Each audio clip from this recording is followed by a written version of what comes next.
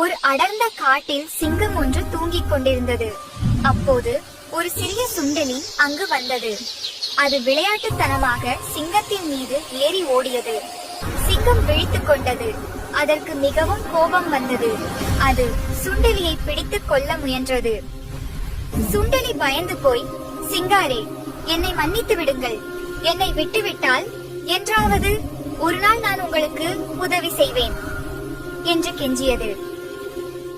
சிறிய சுண்டெலி தனக்கு எப்படி உதவ முடியும் என்று நினைத்து சிங்கம் சிரித்தது. ஆனாலும் பாவப்பட்டு அதை விட்டுவிட்டது. சில நாட்களுக்கு பிறகு ஒரு வேடன் விரித்த வலையில் சிங்கம் மாட்டிக்கொண்டது. அதனால் நகர முடியவில்லை. சிங்கம் பலமாக கர்ஜனை செய்தது. அந்த சத்தத்தை கேட்ட சுண்டெலி ஓடி வந்தது. அது தன் கூர்மையான பற்களால் வலையை கடித்து துண்டித்தது.